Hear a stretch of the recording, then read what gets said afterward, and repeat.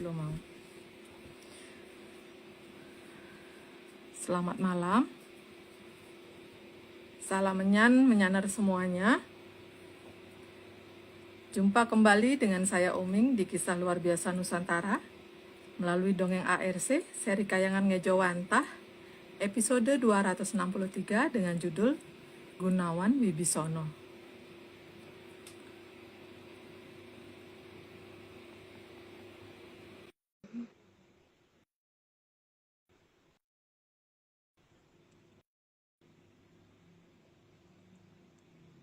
Apa kabar semuanya? Halo Mbak. Halo Mas. Yo. Wah, Oming nggak bisa lihat Mas loh. Kalau aku bisa Mbak, Hmm, aku bisa lihat kok.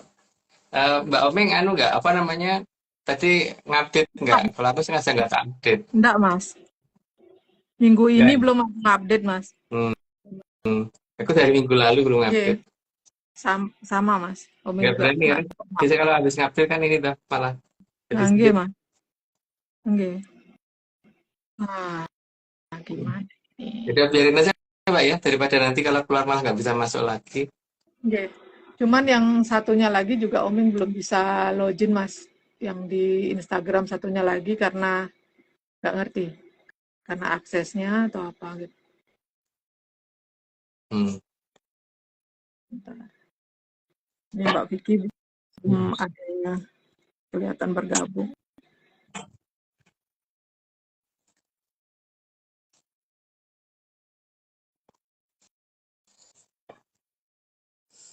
Ini panas banget udaranya hari ini ya. Panas nggih Mas? Oke. Nggak ada hujan berarti. Eh, Sama. Tadi geluduk-geluduk Mbak, tapi nggak tahu kok nggak di tempatku sih kayaknya belum hujan. Oh, Kayaknya, karena kan aku baru pulang, jadi nggak tahu. oke. Oke Mas. Mbak, apa kabar Mbak Halo Vicky? Mbak. Halo Mbak. Halo Mas. Hmm. Mbak Eh, Vicky bisa ngelihat Mbak Omeng nggak? Aku bisa, tapi Semua Mbak Omeng nggak kelihatan bisa jelas. ngelihat aku. Jelas Tadi Mbak Omeng jelas doang. aku. Mbak Omeng bisa ngelihat yang lain nggak? Bisa ngeliat Mbak Vicky. Eh, Cuman ngeliat Mas nggak bisa. aku doang yang kayak kayak hantu ya. Jangan dong. Oh, Mbak Om nggak bisa lihat Mas aku. Iya. Hmm, Mm-mm. Ya udah nggak apa-apa, daripada nanti kalau keluar lagi malah belum tentu bisa masuk kan. Oke. Ya sudah. Oke. Mungkin gangguan lagi. Ini juga internetnya, jaringan. jaringannya. Oke. Oke, kalau gitu kita langsung aja mulai nggih. Mbak. Oke. Slide-nya. Suara Mbak aman. Vicky. Suara aman nggak Mas? Aman. Aman-aman. Aman, suaranya aman. Oke. Atlantis series ke-263 Gunawan Wibisono. Slide 1. Nama Gunawan Wibisono di sini bukan nama orang zaman sekarang. Itu ada di cerita wayang ya. Itu adik bungsunya si Rawono. Lanjut Mbak. Jadi kalau ada kemiripan ya mohon maaf. Di disclaimer di awal ya bahwa ini cerita wayang, jadi bukan cerita zaman sekarang atau nyindir orang tertentu. Lanjut Mbak. Oke, slide ketiga. Gunawan Wibisono di sini adalah seorang satria yang ada dalam dongengnya ARC. Di cerita wayang ada, yang jelas dia termasuk salah satu satria adiknya dari Rawono, tapi dia tidak pro ke Rawono. Lanjut Mbak. Gunawan Wibisono adalah putra bungsu dari Begawan Wisrowo dan Dewi Sukesi yang berbentuk manusia. Karena kalau mungkin beda dengan kalau ada di kitab Endok itu kan kalau ada dewa dengan manusia jadi nggak jelas hasilnya. Kalau di sini nggak, itu hal biasa antara manusia dengan kadewatan itu melakukan pernikahan. Lanjut Mbak. Slide kelima, karena kakak-kakaknya semua berbentuk Drubiksa. Jadi cuma satu ini yang tidak berbentuk Drubiksa. Lanjut Mbak. Dan Gunawan Wibisono memang punya sifat yang berbeda sendiri dengan kakak-kakaknya. Jadi tidak ada kemiripan watak, jadi dia cenderung mirip dengan Jayeng Katon, jadi nurun dari bapaknya. Lanjut Mbak. Karena mungkin dia produk gagal dari rencana Kologatiko. Yaitu yang sudah dijelaskan kalau Gatotkaca itu siapa, tadi tak pikir sudah cukup jelas. Lanjut aja Mbak. Sehingga putra dari Begawan Wisrowo tetap ada yang berwujud manusia. Dan untungnya lahir yang di bungsu. Jadi ada satu paling tidak yang bentuknya manusia. Lanjut Mbak. 9. Namun Gunawan Wibisono tetap ketepatan 40 biksu pada dirinya. Ya, karena bagaimanapun juga sudah terlanjur ada kesalahan yang dilakukan oleh orang tuanya. Lanjut Mbak. Hal itu karena kesalahan bapaknya yang dulu tanpa sadar memberitahu cara mengakali Aji Jolosutronya Mahaprabu Pandyawan. Karena padahal itu tujuannya untuk menjaga supaya para Durbeksa nggak bisa masuk ke Arcapodo. Ya, tapi karena ada yang membuka rahasia itu jadi pada bisa masuk. Lanjut Mbak. Slide ke-11, sehingga tetap ada Drubiksa yang menempati dirinya. Tapi karena Gunawan Wibisono itu ngerti tradisi yang sebenarnya, jadi paling tidak itu tidak menguasai penuh. Lanjut Mbak. 12. Tapi Gunawan Wibisono tidak tunduk kepada keempat Drubiksa tersebut. Jadi kalau di pewayangan Jawa itu seperti seorang kusir kereta yang mengendalikan 4 kuda dengan 4 warna. Lanjut Mbak. 13. Dan dia sanggup menundukkan keempat Drubiksa tersebut. Dan itu caranya tentu saja bukan dengan cara nyekso jagat kecil ya, tapi ada cara lain. Lanjut Mbak. Sehingga dia satu-satunya anak dari Begawan Wisrowo yang masih terhubung dengan jagat langgeng. Karena dia bisa mengalahkan keempat Drubeksa tadi, dan dia juga tidak pernah nyiksa jagat kecilnya. Lanjut Mbak. 15. Dan tidak terhubung dengan Pasetran Gondolayu. Karena Pak Setran Gondolayu kan tempatnya Sang Hyang Betari Dipik dan Bathara Jelek, jadi dia tidak ada hubungannya ke sana sama sekali. Lanjut Mbak. Sementara kakaknya tidak terhubung dengan jagat langgeng. Karena kakak-kakaknya wujudnya Drubeksa, jadi kalau terhubung langsung dengan jagat langgeng bisa berbahaya. Tapi kakak-kakaknya bisa ke jagat langgeng kalau melalui kayangannya Betari Bibik. Lanjut Mbak. Sementara kakaknya tidak, 17 ya. Karena ketiganya berupa Drubiksa. Ya karena ketiganya itu wujudnya itu predator, jelas tidak akan diizinkan untuk masuk ke kayangan. Lanjut Mbak. Bentar. 18. Karena Kelurahan memang titisan dari Bathara Jelek. Itu sudah ada di pakem pedalangan seperti itu. Lanjut Mbak. 19. Maka tingkah lakunya tetap saja sama jeleknya dengan Bathara Jelek. Walaupun berusaha sebaik-baiknya tetap aja dia ya seperti itu jeleknya. Lanjut Mbak. 20. Sementara Sarpo Kenaka juga berwujud raseksa. Sarpo itu artinya ular, kenoko itu kuku ya, kuku tangan. Jadi artinya maksudnya kuku tangannya wujudnya bisa jadi kayak ular gitu. Lanjut Mbak. Dikatakan Sarpo Kenoko karena jari-jari tangannya bisa berubah jadi ular. Ini baru aja disebut. Lanjut aja Mbak. Mas, kalau jari-jari tangannya dia bisa berubah jadi ular, itu ularnya tetap nempel jadi jari atau ularnya bisa pergi? Bisa pergi Mbak. Oh, Tapi balik lagi.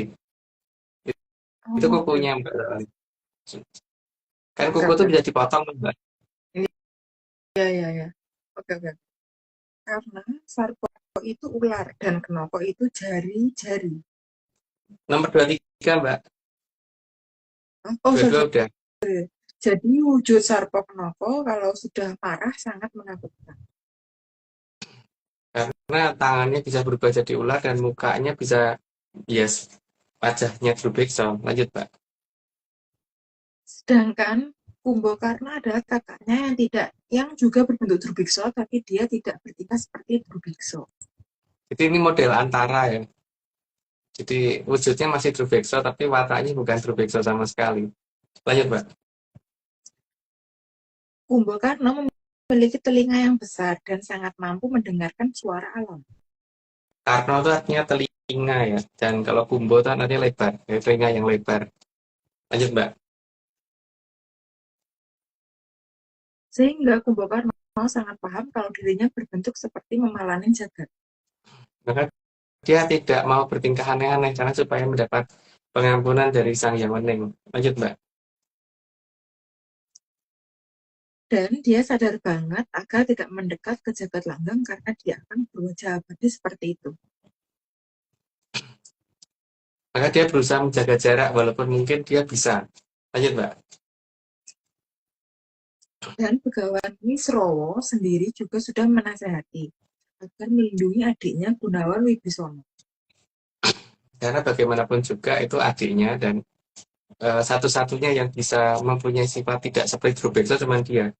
Yang diantara Sarpo Kenoko dan Rahwono. Lanjut, Mbak. Karena besok yang bisa membantu sampurnanya Kumbakarna adalah Gunawan Wibisono. Karena besok yang ngerti pertama pada saat dia tersesat jalannya, Gunawan Wibisono akan mencari dia dan mengarahkan kemana dia harus pergi. Lanjut, Pak.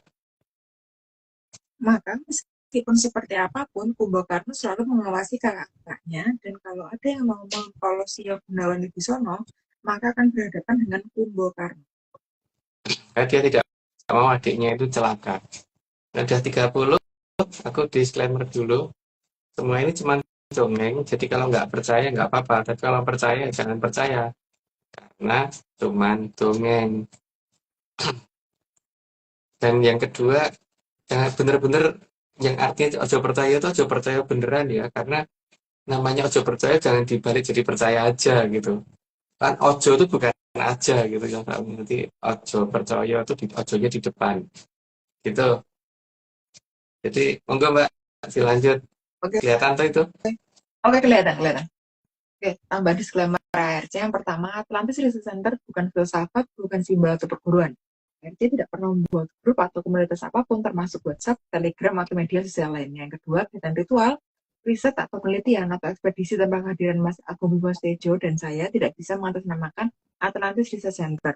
Yang ketiga, Kopdar apa dihadiri oleh Mas Agung Bimo Tejo saja, atau saya saja, atau Mas Agung Bimo Tejo dan saya bukan Kopdar resmi Atlantis Research Center. Oke, monggo, Mbak.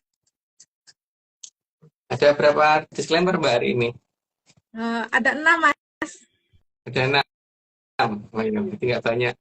Eh, Yang tentang itu nanti Mbak ya, yang apa? Tentang Batavia, jangan di setel dulu nanti kalau udah tak minta dari setel ya. Nggih. Tapi nanti di-upload, Mas. Iya, di-upload. Oke. Oke, Mas. Eh, ini kiriman disclaimer dari, ya lihat aja deh. Mbak, yang itu nanti di-uploadnya dimasukkan ke dalam yang peta ya, yang sama-sama peta ya, Mbak. Siap, Mas. Ya. Oke. Monggo.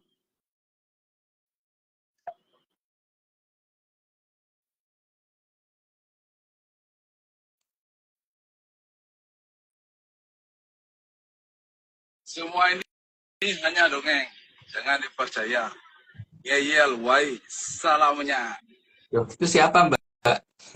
Ada orang Bali. Siapa ya? Omeng nggak apal, Mas. Dari mana, Mbak? Orang baru, Mbak. Dari Bali tapi dititip lewat Mas siapa gitu. Omi lupa, Mas. Oh ya udah. Lanjut. Oke. 2 aja, Mbak. Ya 2, Mas. Pas. Oke, Mas.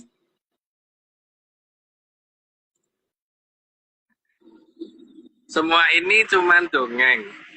Jadi kalau nggak percaya, ya nggak apa-apa. Tapi kalau mau percaya, ya mau dadak dipercaya. Ngeyelo wae. Salamnya.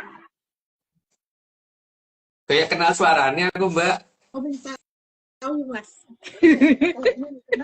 Kalau ini Oming kenal. Oh, itu namanya Beli Agung Eka tadi, Mbak. Itu ada yang Oh, nulis Brimibo, nulis Beli Agung Eka.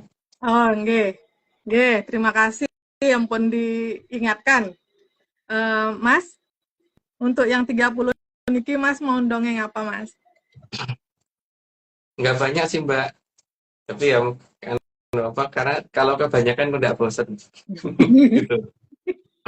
Nggih, monggo, Yang Mas. pertama ini, Mbak, aku mau benarkan dulu tentang rah tahu. Karena itu bukan, kalau kalau kita tidak mengenal ya namanya Gunung Rah Tawu. Nah, Rah itu daerah, Mbak. Yang kita kenal tuh Gunung Retawu, Reto ya, Mbak.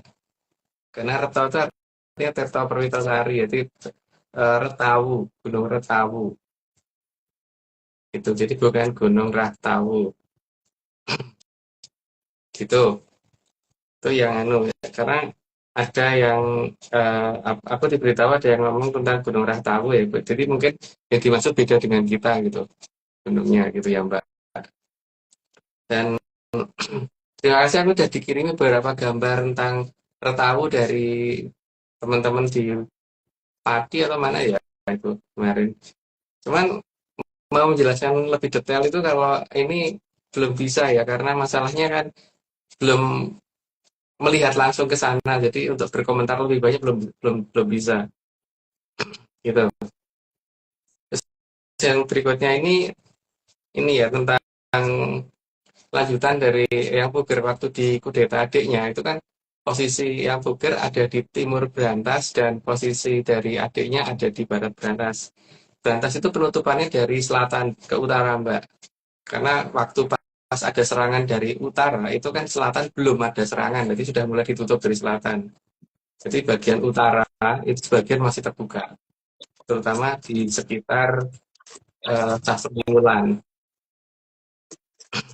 Hingga waktu itu ketika Paku Bono mendapatkan pleret, maka beliau berusaha menyerang balik karena waktu itu mereka mengirim pasukan dan berusaha mau menyeberang. Makanya kalau zaman sekarang, Mbak, ketika orang mau berusaha menyeberang sungai besar itu kan, kalau di militer itu ada jembatan ponton atau jembatan apa itu namanya ya, jembatan yang bisa terapung itu, yang dibikin dalam waktu singkat itu zaman dulu.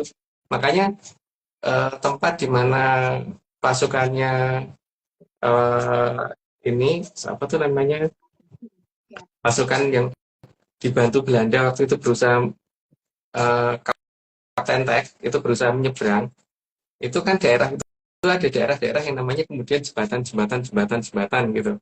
Ada ada yang jembatannya namanya besi, ada yang jembatannya namanya apa namanya, sampai jembatannya dihitung, Mbak, satu dua tiga dan seterusnya gitu. Karena emang itu tadinya dipakai untuk menyeberangkan pasukan untuk menyerang ke arah Pakubono satu gitu. Pakubono yang cuma satu dimaksudin. Bukan Pakubono satu ya, Pakubono yang cuma satu. Sementara Pakubono sendiri pasukannya itu maju dan kemudian karena zaman dulu itu kan kalau maju itu satu apa berdua-dua, makanya terkenal dengan aturan monggo kalih-kalih gitu loh, Mbak. Kalih itu dua. Jadi silahkan dua-dua atau monggo kalih-kalih gitu. Dan nama itu harusnya masih ada ya sampai dengan hari ini di sekitar Sastrawulan gitu. Dan waktu itu terus terang harusnya Belanda itu belum menyentuh Batavia sama sekali ya.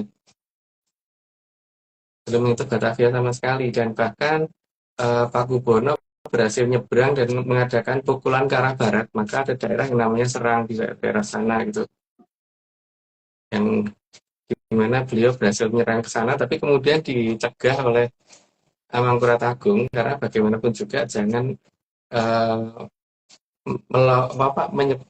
menyerang dengan sampai melewati batas wilayah melewati Brantas, daripada nanti pasukannya kena apes maka kemudian mundur lagi, dan kemudian berhadapan di situ. Tapi Kapten Tek berhasil ketangkep, Mbak, dan ceritanya panjang dengan Kapten Tek, aku rada tegel, tapi ya menurutku lah kalau beliau memang saking jengkelnya mungkin ya, tinggal Kapten Tek sampai seperti itu kan gitu.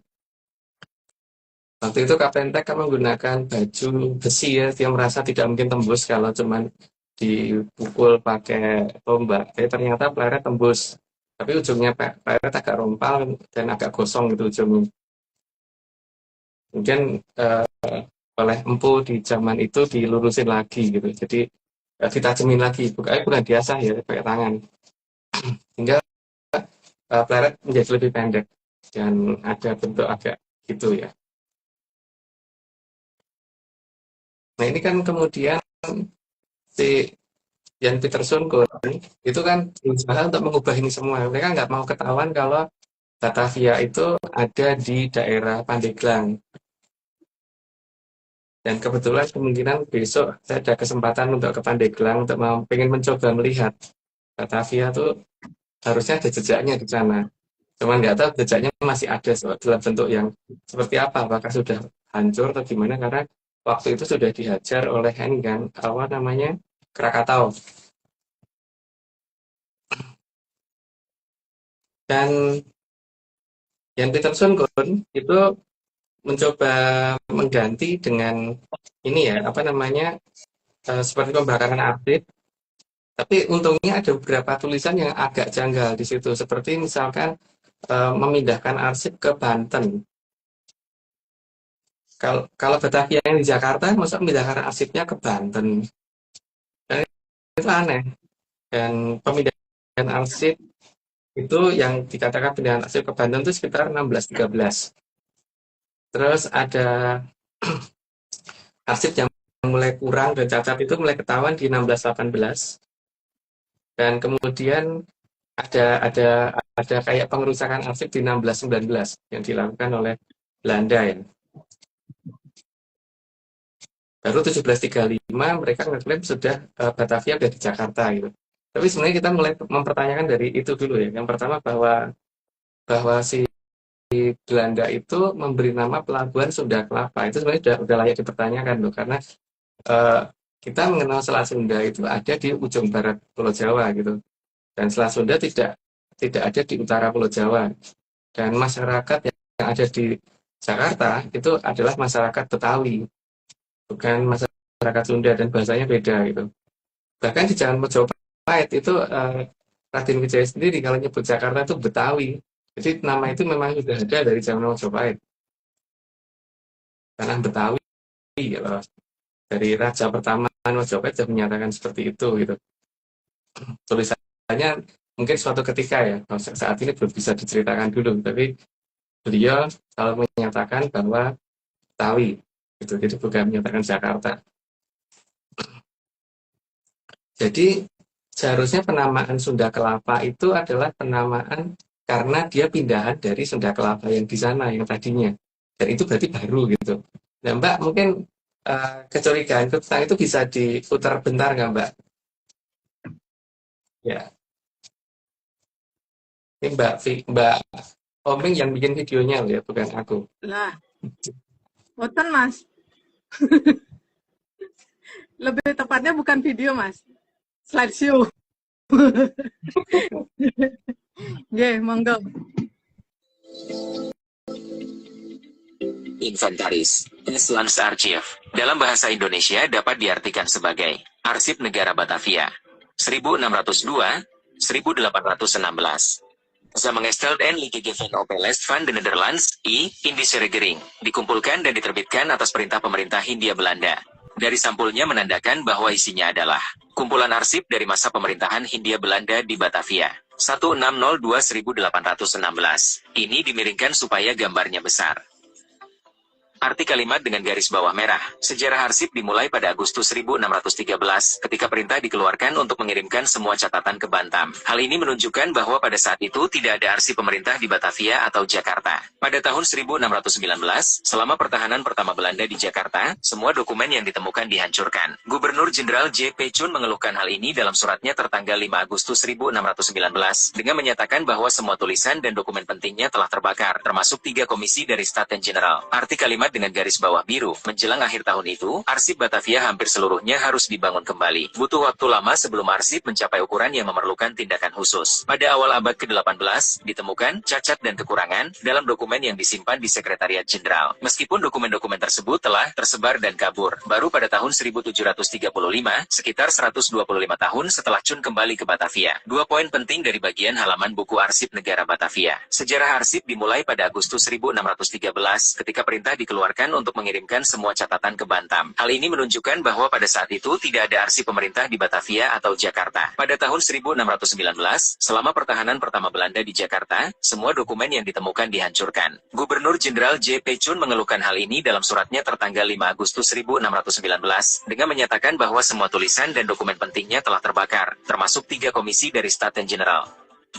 Harusnya arsip disimpan di pusat pemerintahan kan? Tapi kalau disimpan di Bantam atau Banten atau Pandeglang, jadi di mana pusat pemerintahan? Arsip dihancurkan ke dibakar, untuk apa? Perusakan bukti, penghilangan jejak, mengganti sejarah, sumber data. Inventaris Vanes Lands Archive T Batavia, 1602-1816, diterjemahkan dengan AI. Jadi mungkin bagi kita yang susah tidak mengerti bahasa Belanda, zaman sekarang ini kita diuntungkan ada AI dan ada Google Translate dan sebagainya ya. Dan itu arsip itu ada dan bisa diakses di internet. Untuk linknya mungkin hubungi Pak Arso itu karena yang nemu Pak Arso linknya itu. Jadi penyebutan Batavia itu pasti bukan Jakarta itu kalau seperti itu, karena arsipnya disimpannya di Banten. Kan aneh banget kalau mereka nyebutnya Batavia ada di Jakarta, tapi pengiriman arsipnya justru ke Banten gitu. Itu kan benar-benar tidak rasional ya kalau untuk aku loh. Tapi nggak tahu kalau untuk banyak orang rasional ya monggo. Tapi untuk saya sih nggak logis banget itu. Artinya kita harusnya sudah mulai curiga sekarang bahwa bangunan yang ada di Kota Tua itu kemungkinan besar adalah Majapahit. Tapi memang bukan keseluruhan dari Majapahit, itu hanya bangunan pelabuhan dari Majapahit. Dan Majapahit seperti itu bangunannya, jadi bukan seperti yang ada di Jawa Timur. Gitu. Mungkin gitu dulu Mbak, dan itu bisa di-upload dan teman-teman mungkin yang bisa mencari arsip tersebut tolong dipelajari dengan cermat, nanti akan ketahuan bahwa Batavia itu tidak di Jakarta. Gitu. Linknya juga ada Mas, bisa dicari. Linknya juga di ini, kalau bisa ditaruh linknya ditaruh sekalian aja Mbak. Oming sekarang nggak bisa Mas, karena handphonenya beda. Oh iya. Oke. Nanti aja. Mungkin silakan Nyaner hubungi Pak Arso aja. Pak Arso bisa ngasih link mungkin Pak Arso kalau lihat hari ini. Mas, tadi ini kan Mas ngendiko kenten Mas, yang tentang Kapten Tek itu bikin jembatan untuk nyeberangi Brantas niku. Tapi kan kalau dari yang sebelum-sebelumnya, kalau ada yang mau menyeberang ke Brantas, ini Omi kan masih kurang paham Mas.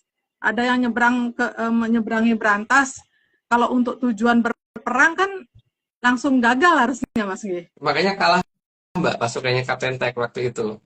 Oh, Dan satu hal lagi yang dikatakan dulu tuh orang Belanda dan orang Portugis itu kan selalu nyebut bahwa di Jawa itu ada pelabuhan yang sangat besar dan mungkin itu terbesar di dunia ya. Karena itu mulai dari pelabuhan yang dari utara Sastrawulan atau dari utara Mojopahit yang ada di Jakarta sampai ke Pandeglang sana Mbak pelabuhannya.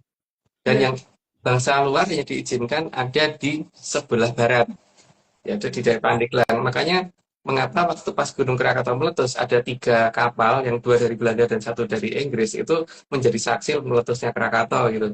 Nah kalau mereka mau menuju ke Jakarta tidak perlu lewat situ kan.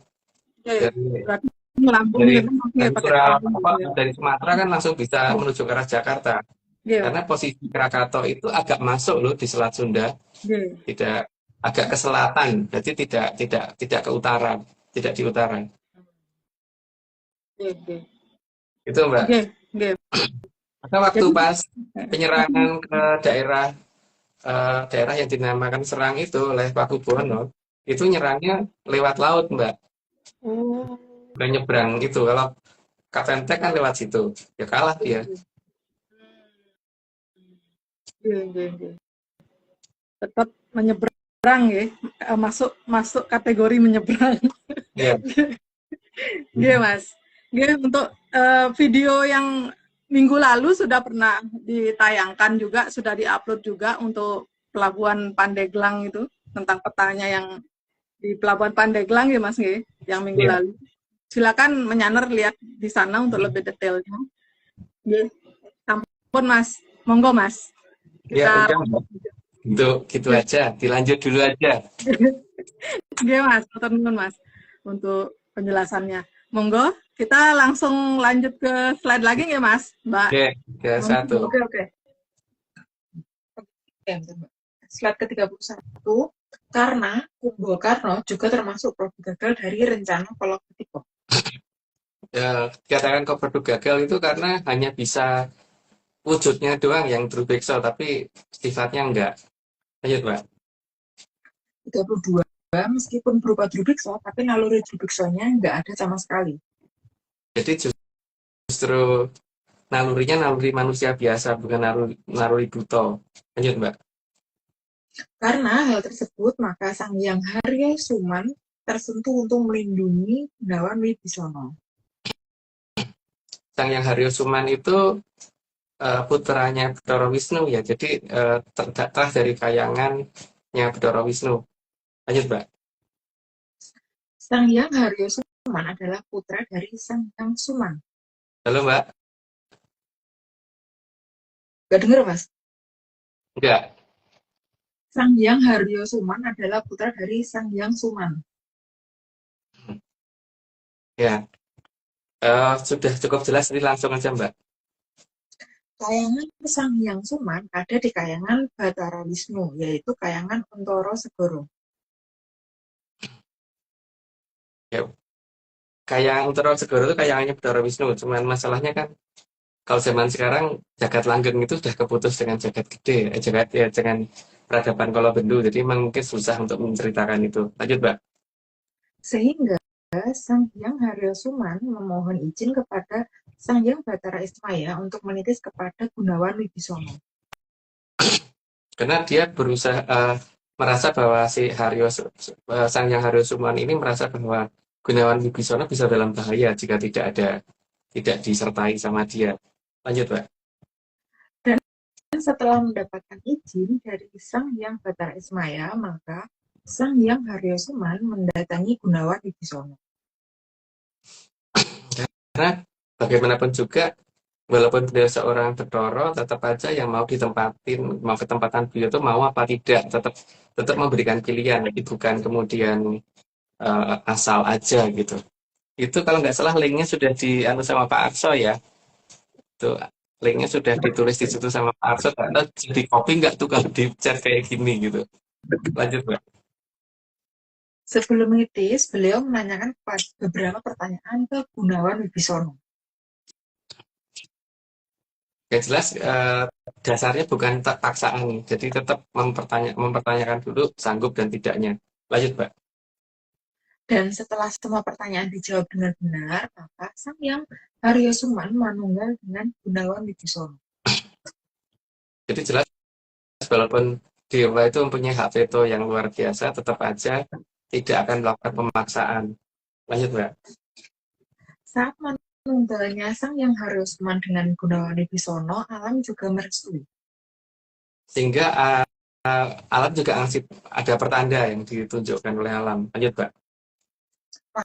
Maka terdengar gelegar alam yang sangat besar, namun tidak diketahui penyebabnya. Karena kalau dilihat di Arcopodo yang sudah terputus dengan Jagat Langgeng memang tidak bisa mencari asalnya suara itu. Lanjut, Mbak. Bahkan tidak diketahui asal-usul suara tersebut. Karena ya itu keputus dengan Jagat Langgeng. Ya, apa, Mbak? Kecepatan belum tak sebut, Mas Agus nyebut. Oh, maaf. Suara. Oke. Soalnya suaramu hilang-hilang, Mbak, di tempat.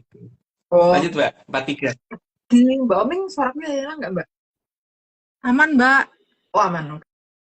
Namun karena saat itu Kumbakarna ada di dekat dari Gunawan Wibisono, maka dia mengetahui suara itu akibat dari apa.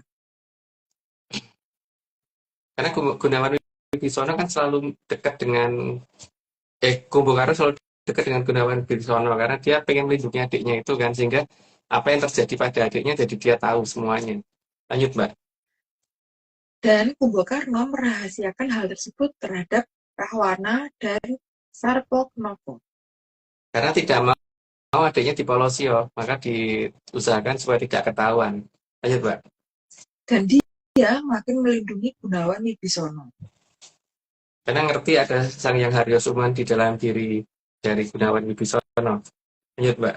Sejak saat itu, kalau tidak di depan kakaknya, Kumbakarna akan menyebut nama Sang Hyang Suman kepada Gunawan Wibisono.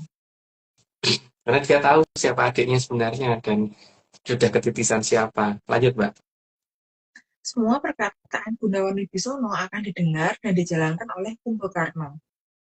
Karena dia merasa yang bicara bukan adiknya, tapi Sang Hyang Haryosuman. Lanjut, Mbak. Terus kalau pas kayak gitu, cara bedain itu lagi adiknya atau Sang Hyang gimana, Mas? Karena kalau udah manunggal nggak bisa, Mbak. Karena setiap pernyataannya benar-benar akan didukung oleh yang nitis, toh, Mbak. Artinya sabda jatinya tuh ada gitu loh. Jadi Gunawan Wibisono bicara itu betul-betul mewakili dari Sang Hyang Haryosuman gitu. Oke. Dan tidak pernah menanyakan apa dan bagaimana. Karena sebagai Drubeksa kan logika dia terbatas, maka dia juga tidak mau bertanya macam-macam, bukan karena dilarang, tapi karena takut tidak nyampe logikanya. Lanjut, Mbak. Karena dia sangat paham bahwa Sang Hyang Haryosuman ada dalam diri adiknya. Sehingga pasti jangkauan berpikirnya sangat panjang dan tidak akan membahayakan dia. Lanjut, Mbak. Sementara itu, Begawan Wisrowo juga tahu akan manunggalnya Sang Hyang Haryosuman ke anaknya. Karena bagaimanapun juga Begawan Wisrowo juga waskito sekali ya, jadi dia tahu kalau ada Sang Hyang yang nitis ke anak bungsunya. Lanjut, Mbak. Sehingga beliau juga sering mendengar apa perkataan dari anaknya tersebut. Jadi walaupun lebih muda, walaupun itu anaknya, tetap orang tuanya malah mendengarkan karena ada yang menunggal dengan anaknya. Lanjut, Mbak. Gunawan Wibisono menjadi prioritas bagi Begawan Wisrowo. Karena bagi Begawan Wisrowo, satu-satunya anaknya yang bisa ketitisan Sang Hyang cuma anak yang paling bungsu. Lanjut, Mbak. Karena Begawan Wisrowo tahu bahwa anaknya yang tidak bersifat Drubeksa hanya dua ini. Hanya dua, tapi yang wujudnya benar-benar tidak Drubeksa cuma satu. Lanjut, Mbak. Sedangkan Gunawan Wibisono pasti akan menolong Kumbakarna. Karena dia juga sangat sayang sama kakaknya dan dia tahu kakaknya ini pasti tidak akan berbuat salah. Lanjut, Mbak. Sedangkan Rahwana dan Sarpoknoko sudah tidak ada harapan lagi. Kalau diceritakan kesalahannya sudah sangat panjang, sehingga untuk nolong sangat sulit. Lanjut, Mbak. Karena Rahwana baik dari sifat maupun wujud sudah Batara jelek banget. Ya karena memang seperti itu ya, jadi mau di-upgrade sudah nggak bisa. Lanjut, Mbak. Sedangkan Sarpoknoko dari sifat dan wujud sudah Batari bibik banget. Yang jelas hobi polosio banget lah. Lanjut, Mbak. Mas, berarti Rahwana itu cowok, Sarpoknoko itu cewek? Cewek, iya. Oh, maka sangat diharapkan agar Gunawan Wibisono nantinya akan menjadi penyelamat Ngalengka Dirojo. Karena bagi para Sang Hyang, daerah itu nantinya kan akan dijadikan tempat menyembunyikan batu loh bener. Lanjut, Mbak. Dan karena keberadaan Sang Hyang Suman, maka akan membantu Gunawan Wibisono untuk dekat dengan Kayangan Untoro Segoro. Dan kedekatan dengan Kayangan Untoro Segoro itu akan membuat wilayah Ngalengkodirojo jadi tertolong. Walaupun pernah ada Rahwana di situ. Lanjut, Pak. Maka para Hapsara Sari dan Dewa-Dewi akan senang membantu Gunawan Wibisono. Karena dia tahu persis siapa Gunawan Wibisono itu gitu. Dan karena udah 60, aku disclaimer dulu. Semua ini cuma dongeng. Jadi kalau nggak percaya nggak apa-apa. Tapi kalau mau percaya jangan percaya karena namanya dongeng memang bukan untuk dipercaya. Dan ojo percaya itu bukan dibalik. Kalau dibalik percaya ojo itu masih mending, tapi ojonya jangan diganti aja. Jadi ojo percaya itu yang paling bener. Ya Mbak Vicky ya. Iya, bener. Ini kayaknya menyanyi itu kurang bisa memahami dan menghayati hakikat ojo percaya itu loh. Jadi aneh. So, salah arah, Mas. Oke, Mbak Oming. Tambah disclaimer Mbak Oming. Contekan. Oke, tambahan disclaimer ARC. Yang pertama, Atlantis Research Center bukan filsafat, bukan simbol atau perguruan. ARC tidak pernah membuat grup atau komunitas apapun termasuk WhatsApp, Telegram, atau media sosial lainnya. Yang kedua, kegiatan ritual, riset atau penelitian atau ekspedisi tanpa kehadiran Mas Agung Bimo Tejo dan saya tidak bisa mengatasnamakan Atlantis Research Center. Yang ketiga, Kopdar tanpa dihadiri oleh Mas Agung Bimo Tejo saja atau saya saja, atau Mas Agung Bimo Tejo dan saya bukan Kopdar resmi Atlantis Research Center. Monggo, Mbak. Oke, Mbak. Thank you. Kita lihat 2 video disclaimer. Sebentar.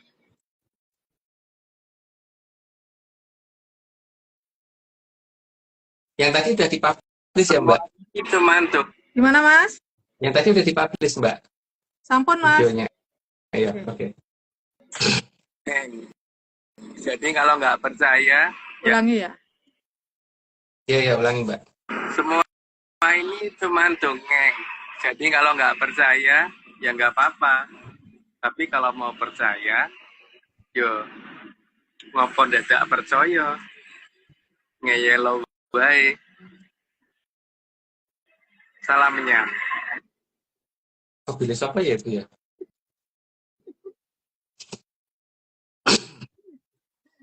Kalau Omeng tahu ini, Mas. Malah nggak tahu Mbak. Oke, kalau Mas boleh nggak tahu, tapi Omeng tahu. Oke, satu lagi, Mas.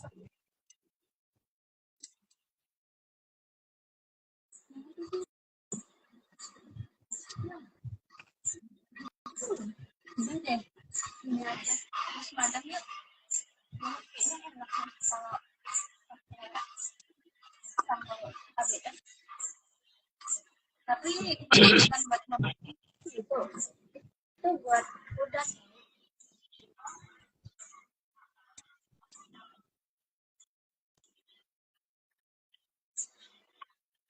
Oh ini cuma kami tidak wajib dipercaya, tidak wajib ya. Kalau bisa, jangan jadi jawabnya yang baik.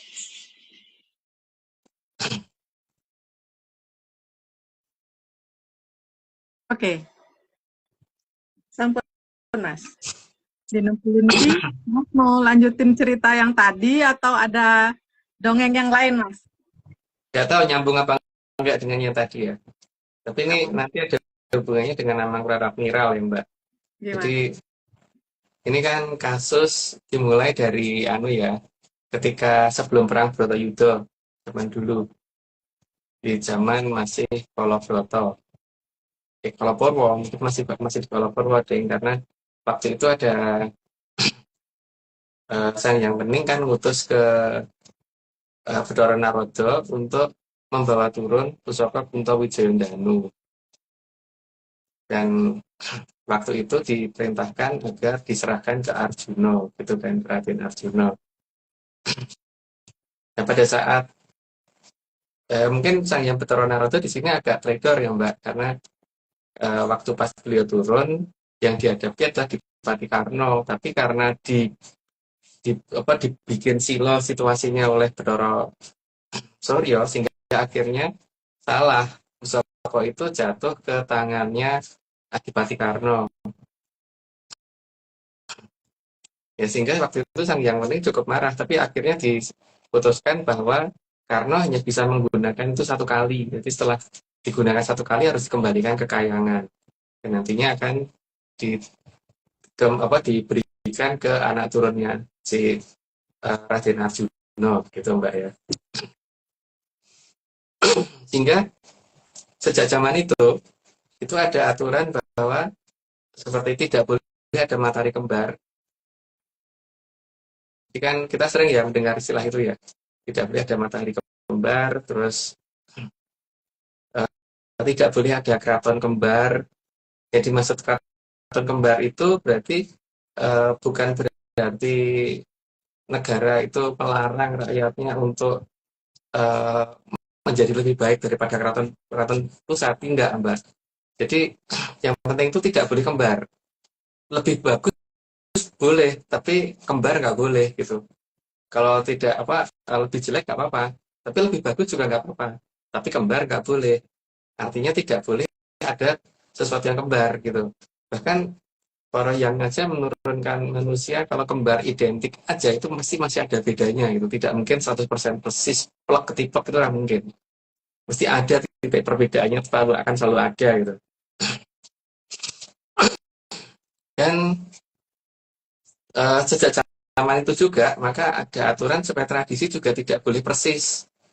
Maka pakaian adat, tarian, dan sebagainya daerah per daerah itu pasti beda gitu. Kalau ada kemiripan itu tidak akan 100% plek gitu. Misalkan seperti Bali dengan Jawa itu beda banget kan, dari mulai pakaian dan ininya dan pola gamelannya gitu. Seperti di Jawa dan Sumatera dan sebagainya gitu itu. Tujuannya itu karena memang Cokro Manggilangan itu hanya bisa berjalan kalau ada keberaneka-ragaman gitu loh. Sehingga waktu itu keberagaman dihormati sekali Mbak. Sehingga sampai ada istilah yang namanya Bhinneka Tunggal Ika gitu. Semua pasti sudah tahu artinya itu apa ya, Bhinneka Tunggal Ika. Jadi kesimpulan dari ini semua bahwa tidak boleh ada sesuatu yang kembar, atau tidak boleh ada sesuatu yang sejajar, atau tidak boleh ada sesuatu yang jajari gitu. Maka dengan alasan itu, maka tidak mungkin ada tempat yang menjadi pajajaran. Nah, kenapa saya ngomong ini ada hubungannya dengan Amangkurat Admiral? Karena Amangkurat Admiral waktu itu kan satu-satunya raja yang pengen ngembari Mataram. Dan dia berusaha mengubah bahasa dan sebagainya supaya di sebelah barat akhirnya tidak bisa berbicara dengan orang sebelah timur.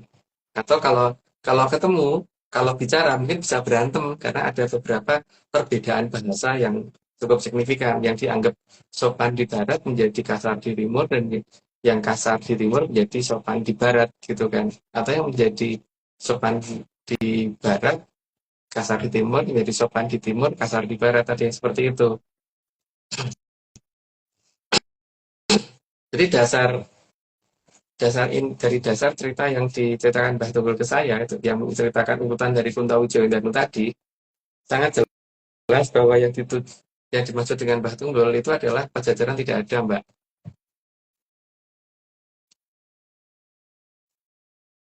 Jadi kalau Pakuan ada, tapi Pajajaran tidak ada. Jadi kalau misalkan mau dicari seperti apapun, coba aja kalau bisa ketemu. Karena tidak ada. Karena tidak akan ada mau negara atau kadipaten yang dikatakan hanya jajari, itu nggak akan mau Mbak. Melebihi atau di bawahnya nggak apa-apa. Tapi kalau bisa melebihi itu lebih baik gitu. Tidak mungkin pengen kembali gitu. Kalau seperti Atlantis dikatakan Kahyangan Ngejawantah, itu bukan berarti Atlantis itu sejajar dengan Kahyangan, bukan berarti jajarin atau disebut Pajajaran, juga tidak. Karena Atlantis itu seperti istilahnya itu resepsionis di lantai 1, sementara Kayangan itu ada di lantai atas tuh, lantai 40, atau lantai 50, atau lantai 90 gitu ya. Jadi beda dengan itu. Jadi pemisahan daerah yang digambarkan di peta ada di barat dan timur berantas itu seharusnya itu ada di zaman Amangkurat Admiral. Jadi di sini sebenarnya jadi masalah adalah sebenarnya Mataram itu mulai kapan gitu kan.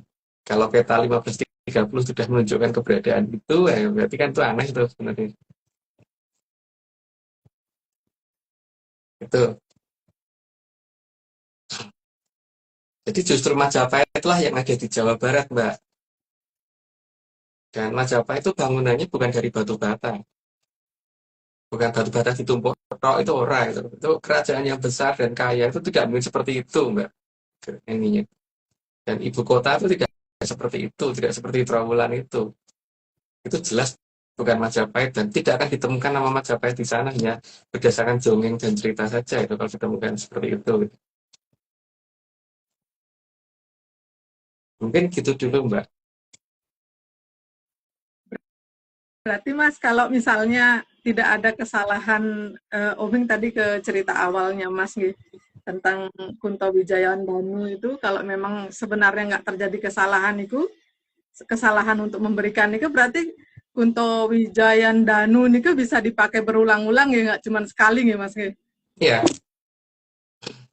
makanya Kunto Wijayandanu sebenarnya sudah turun lagi, Mbak, tapi dalam bentuk yang berbeda, tidak bentuk itu gitu. Tujuannya supaya tidak dikenali orang sih kalau itu Kunto Wijayandanu gitu.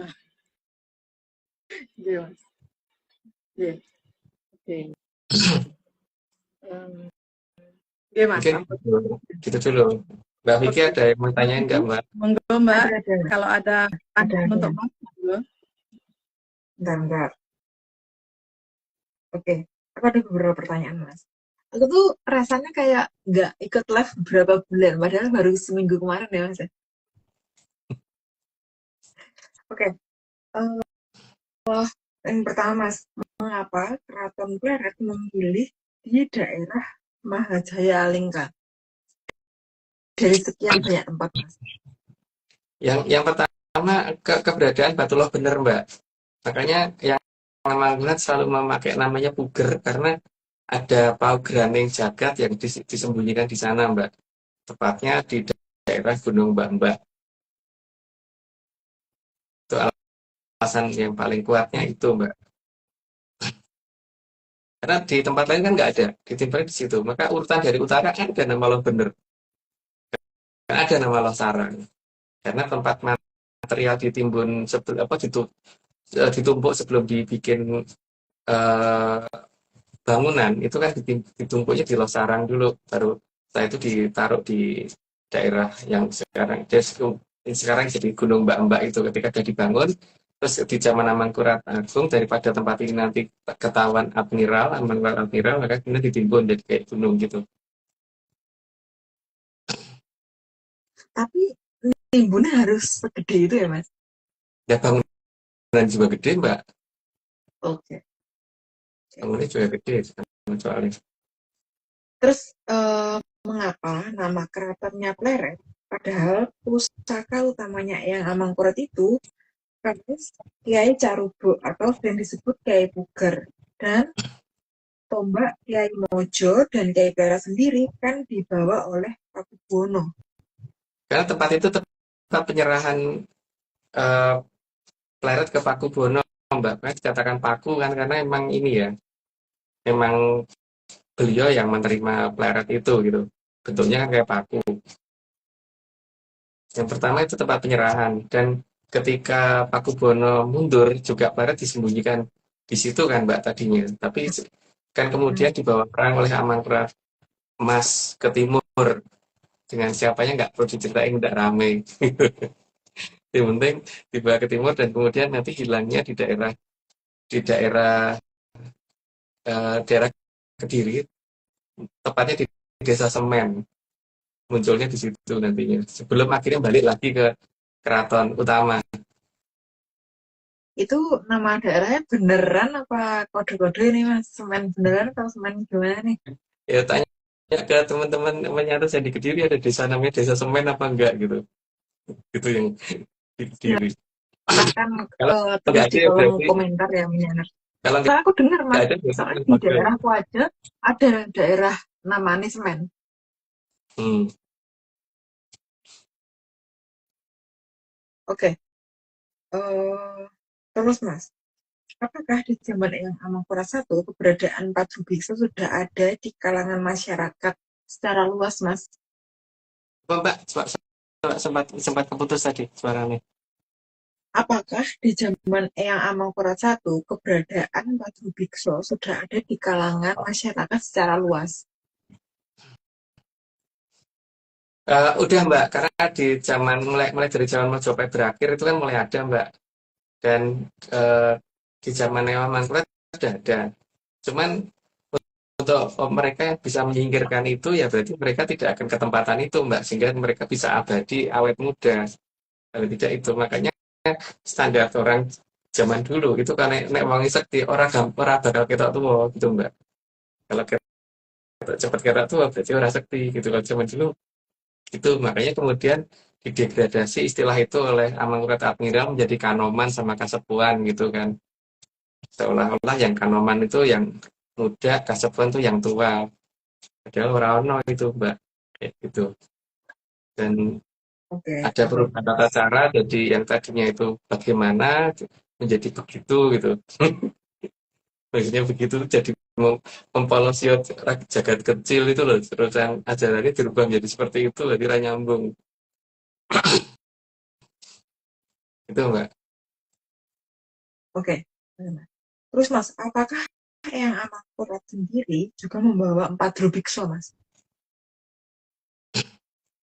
Pada awal waktu beliau lahir ya, tapi pada sampai saat usia remaja, Rubik saya ditendangi keluar sama beliau, Mbak. Beliau nggak mau ke tempatan itu, gitu Mbak. Makanya Oke. pandangan beliau tidak ada tutupan apapun, ya Mbak. Terus Mas, apakah air Amartasari bisa menghilangkan Drubiksa? Kalau iya, seharusnya digas keluarnya aliran Amartasari atau kayak gimana Mas? Bisa Mbak, tapi untuk aliran Mertosari yang keluar saat ini belum bisa untuk mengejar itu karena kekuatannya belum ada. Ya apa sengaja dinetralkan di lapis ketiga. Karena itu kan eh, bendung untuk Amertosari itu 3 lapis, yang sementara ini jebol kan yang lapisan paling atas, sehingga itu yang mungkin nanti akan membuat bangunan yang bentuknya seperti ini tuh Mbak akan mumbul-mumbul gini sebelum tidur gitu loh Mbak. Hmm.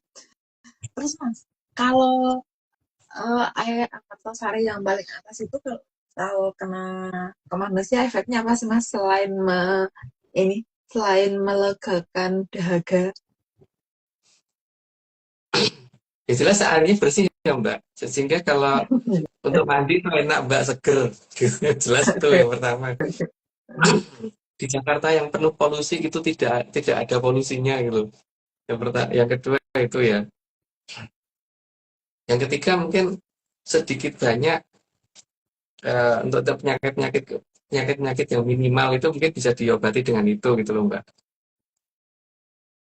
Minimal ya. Mas, kalau penyakit Tapi loro, apa saja Mas, tinggal. Mas Hmm? kalau penyakit loro pikir gimana tuh Mas? Ya itu nggak Berat bisa Mbak kalau pakai Mas? itu. Berat Mas. Iya, nggak bisa Oke, oke. Mbak. Itu termasuk Oke. air yang dikatakan air kehidupan itu loh Mbak, air sikahuripan yang dulu digunakan Sri Haji Jayabaya untuk ngeraupi mukanya Dewi Angin-Angin sehingga nggak bisa tua. Yang sekarang mata airnya masih ada, tapi air yang keluar cuman bukan Amertasari di situ. Gitu Mbak. Oke, oke, oke. Udah Mas, dari aku pertanyaannya. Monggo, Mbak Oming. Oke, Mbak. Makasih. Kita lanjut aja nih, Mbak. Atau Mas ada yang mau disampaikan lagi, Mas? Apa ya?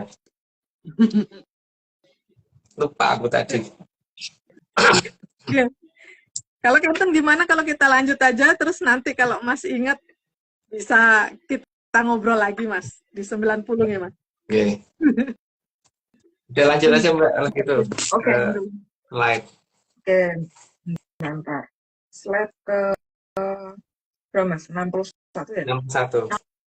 61. Sehingga Gunawan Wibisono bisa bersikap yang sangat tepat saat berhadapan dengan Rahwono meskipun Rahwono maupun Sarpokrogo. Karena dia tahu persis bagaimana menghadapi Drubeksa gitu. Walaupun Drubeksa itu kakaknya sendiri. Tapi karena keberadaan Sang Hyang Haryosuman membuat pikirannya jadi panjang. Lanjut Mbak. Sehingga posisinya selalu aman namun bisa menyelamatkan banyak orang. Jadi tidak asal gerudak-geruduk gitu, tidak asal gebuk dan sebagainya, tapi menggunakan bahasa yang pas dan tindakan yang tepat sehingga angkara murka yang dimiliki oleh Rahwana dan Sarpokenoko itu tidak bisa untuk mempolosio banyak rakyatnya. Lanjut Mbak.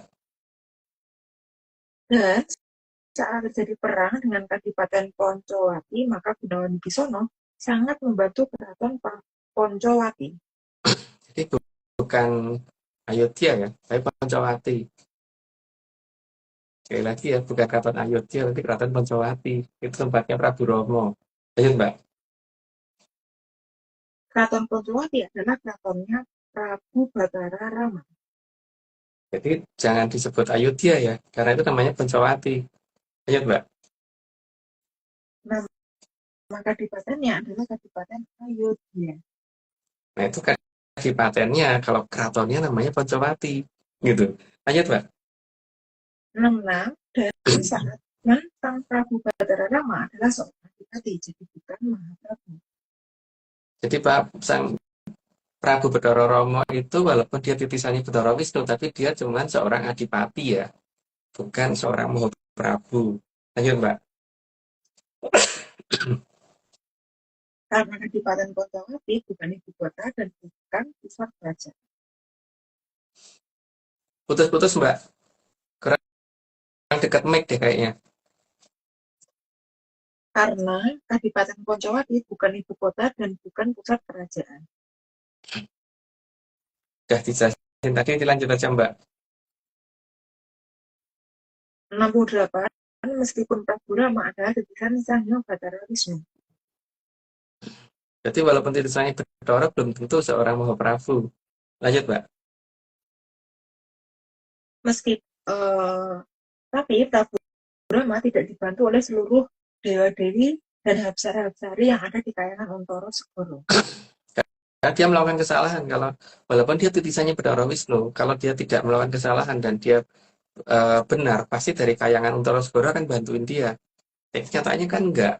Yang bantu hanya pasukan kera, bukan dari Hapsara Hapsari dan Dewa Dewi yang ada di bawah kayangan Untoro Segoro. Lanjut Mbak. Karena Prabu Rama melakukan kesalahan yang tidak seharusnya dilakukan oleh titisan Batara Wisnu. Dan tak jelasin tadi, lanjut aja Mbak. Salah satunya adalah Wanaprastha, tapi masuk wilayah negara lain. Padahal sebagai titisan Batara Wisnu seharusnya tahu batas-batas wilayah. Wanaprastha itu tinggal di hutan minimal 5 tahun dan harus sendirian.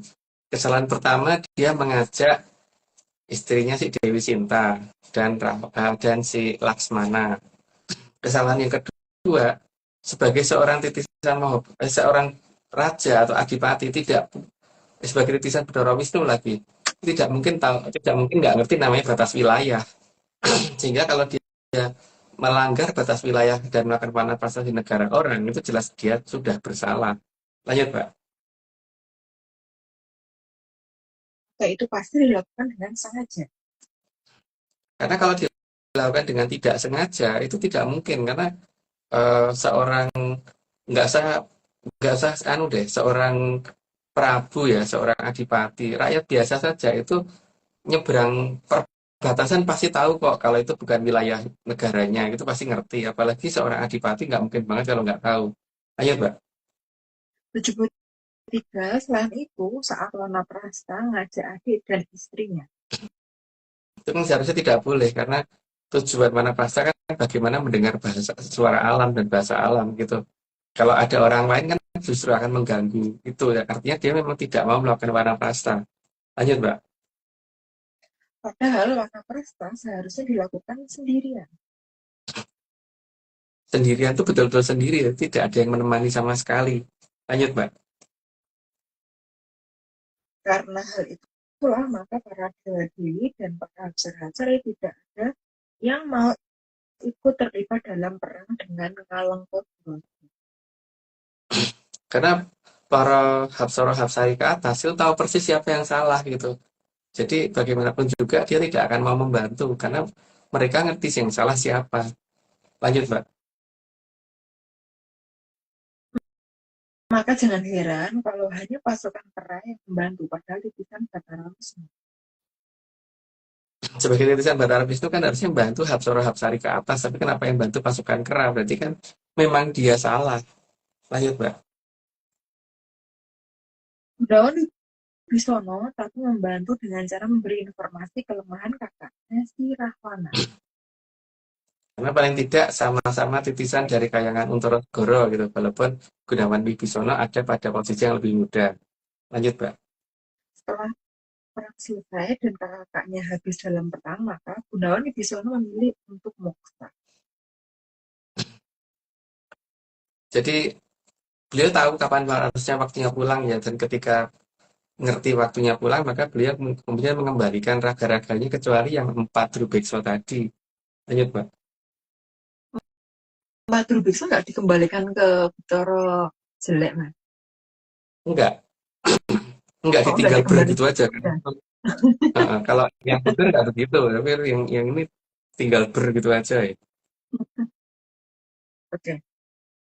79, tapi karena keberadaan keempat biksu itu ada dalam dirinya, maka keempat biksu itu dia keluarkan dulu. Dikeluarkan dulu terus baru raganya dikembalikan, tapi yang 4 enggak. Lanjut, Mbak. Lalu baru dia moksa dengan meninggalkan keempat biksu tersebut. Nah, kalau katanya Mbah Tunggul kayak gini nih berarti eh, tidak bertanggung jawab gitu. Harusnya kan ya kudu dimusnahkan juga. Lanjut, Mbak. 81, jadi Gunawan Wibisono sangat tahu bahwa biksu 4 itu bukan bagian dari dirinya. Jadi cerita itu sudah ada dari zaman dulu ya, bahwa keberadaan Patru Bekso itu memang bukan saudara. Lanjut, Mbak. Selain itu, juga Drubiksa 4 akan menutupi jalannya menuju Kayangan.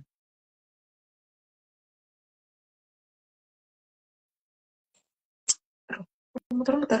Muter-muter, Mas. Iya tadi muter-muter. Saya ini masih, Mbak. Oh, masih. Muter-muter parah, Mbak Oming. Tes, Mbak Oming. Mbak Omin sih nggak muter-muter di tempatku. Aman, Di Mbak. tempatku nggak Di tempat muter-muter. di tempatku Mas Agung muter-muter. Ya, Di Mbak yang Tapi Oming dengar sekarang suara aku. ngeblur. Ngeblur, ya Jadi dengar suara lihat Mbak aku Oming nggak? ngeblur. Dengar? sekarang Dengar sekarang, dengar. Tadi sempat ini. Tadi sempat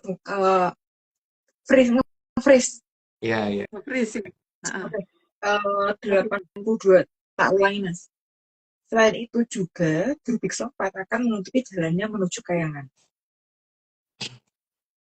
Artinya itu bukan saudara ya, jadi jangan dianggap saudara.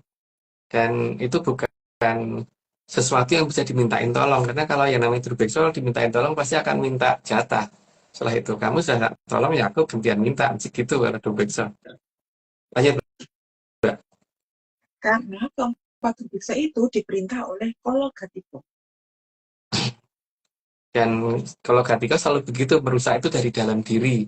Maka itu ciri-cirinya begitu, dan Drubeksa 4 ada dalam diri. Jadi itu bukan saudara, jangan pernah dianggap jadi saudara. Lanjut, Pak. Maka dengan Aji Kumbolo Geni, keempat Drubiksa terlepas karena tidak tahan dengan Aji Kumbolo Geni. Karena bahkan Bathara Jelek subjeknya aja itu ada loh trauma dengan asikumbologeni dan yang sifatnya api gitu, maka dia sampai dengan hari ini kalau nakut-nakutin orang salah satunya dengan itu, dengan api. Lanjut, Mbak. Dan saat moksa, mereka tidak bisa mendekat karena Gunawan Wibisono terlindungi oleh Aji Kumbologeni. Sehingga akhirnya mereka kabur, tapi harusnya Gunawan Wibisono nggak seperti itu dibiarkan lepas begitu aja, karena itu bisa mengganggu. Sehingga harusnya itu disampurnakan, tapi beliau milih pergi. Lanjut, Mbak.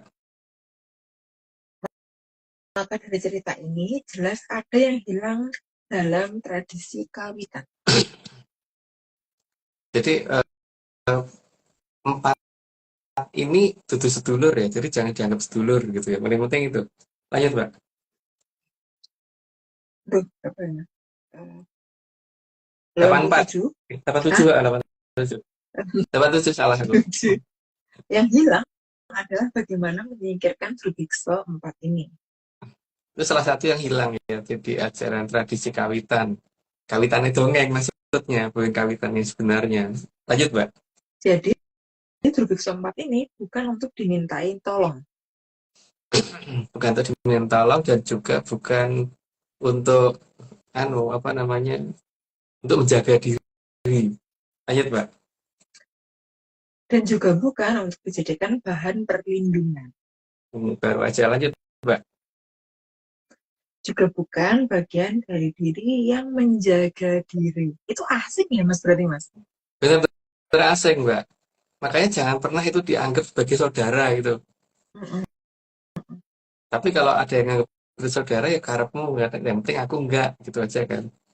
Mas, Karena ini sorry, Mas, sebelum disclaimer. Sebelum disclaimer. Nah, Mas, ini tadi kan empat Drubiksa. Nah, kan ada juga statement-statement yang beredar di masyarakat secara luas itu kalau orang itu kadang-kadang itu punya kemiripan sama orang lain yang kalau misalnya di jumlah itu miripnya itu kira-kira 7 orang lah. Nah, itu tuh termasuk di grup-grup ini atau gimana, Mas? Statement itu atau itu cuma ngarang menurut Mas Agung? kalau menurut aku sih enggak sih, Mbak. Kalau ada kemiripan tiap orang, tapi kalau yang Drubiksa 4 ini memang membawa sifat juga. Jadi itu yang membuat orang jadi bisa licik, jadi bisa curang, jadi bisa jahat dan sebagainya kan itu, Mbak. Berarti Cuman statement yang orang itu punya saudara kembar kira-kiranya 7, itu misalnya kayak mirip-mirip itu 7 orang itu tuh berarti enggak ya, Mas? menurut aku itu nggak mungkin, Mbak. Jelas nggak mungkin, Mbak, menurut aku. Tapi kalau dia merasa seperti itu ya nggak apa-apa. Minimal dia ngomong 7, yang 4 aja udah enggak, itu bukan saudara itu paling tidak, ya kan, Mbak? Benar-benar. Iya, papa teh. Enggak, oke. Yang Tiganya aja nggak dia 4 itu Mas. masih dingin gitu, itu bukan saudara gitu loh masalahnya. Oke. Ya karena sudah 90 aku disclaimer dulu. Tapi sebelum aku disclaimer, yang penting menyandar setelah memahami arti ojo percaya gitu. Jadi benar-benar dihayati ya. Ojo percaya itu apa gitu. Ojo percaya itu bukan percaya aja gitu. Oke. Semua ini cuma dongeng. Jadi kalau nggak percaya nggak apa-apa. Tapi kalau mau percaya jangan percaya karena ini cuma dongeng. Dongeng itu bukan untuk dipercaya. Ngeyel wae itu lebih baik daripada percaya. Oke, Mbak, monggo. Tuh, kelihatan nggak tuh, Mbak? Kelihatan. Disclaimer ARC yang pertama, Atlantis Research Center bukan filsafat, bukan simbol atau perguruan. ARC tidak pernah membuat grup atau komunitas apapun termasuk WhatsApp, Telegram, atau media sosial lainnya. Kedua, kegiatan ritual, riset atau penelitian atau ekspedisi tanpa hadiran Mas Agung Bimo Sudibyo dan saya tidak bisa mengatasnamakan Atlantis Research Center. Yang ketiga, Kopdar tanpa dihadiri oleh Mas Agung Bimo Sudibyo saja atau saya saja atau Mas Agung Bimo Sudibyo dan saya bukan Kopdar resmi Atlantis Research Center. Oke, monggo Mbak. Oke. Baik. Untuk ini di 90 ini Mas ada yang mau disampaikan atau Omeng boleh nanya, Mas? Omeng sih nanyanya dikit aja, Mas, karena band menyanernya juga nggak bosen. Aku masih lupa ya Mbak, tadi mau ngomong apa itu nggak inget deh. Ya mungkin kalau pas inget aja nanti. Nggih, Saat ini belum inget Mbak. nggih Mas. Em, tadi niku kan Mas mau ikutan join, nggak kelihatan. Ayo, nih. Karena sedikit kan jadi Ya. biar sekalian sedikit tambah sedikit nggak pernah jadi bukit. Monggo ya. Ngelihat Mas di situ Oh, iya. karena di sini nggak kelihatan Iya, iya. kan. Oke. Mas, tadi kan Mas udah cerita tentang bukan Mas cerita nggih. Artinya Mbak Vicky yang menanyakan tentang aliran Amartosari yang muncul yang akan muncul di zaman Kolo Bendu niki Mas. Itu kan bisa menghilangkan 4 Rubikso atau hanya mengurangi saja. Itu tadi kan Omeng juga kurang jelas. Tadi sempat kurang jelas Mas. Itu cuman mengurangi saja atau memang benar-benar bisa hilang Mas? Benar-benar bisa hilang Mbak. Makanya ketika zaman diserahkan kepada Traki, wah memang Amrilan Amartosari tutup dulu Mbak. Kalau itu dibuka nanti ini mereka nggak bisa berkutik. Karena walaupun itu tidak panas, tapi bagi mereka itu membuat tidak nyaman. Itu Mbak. Berarti kalau gitu waktu zaman Amartosari masih terbuka di Sasro Wulan itu, berarti saat itu kalau digunakan pun seharusnya bisa nggak Mas untuk menghilangkan Rubik Sompat nih Mas? Memang makanya zaman dulu nggak ketempalan itu Mbak. Maka rata-rata orang awet muda di zaman itu.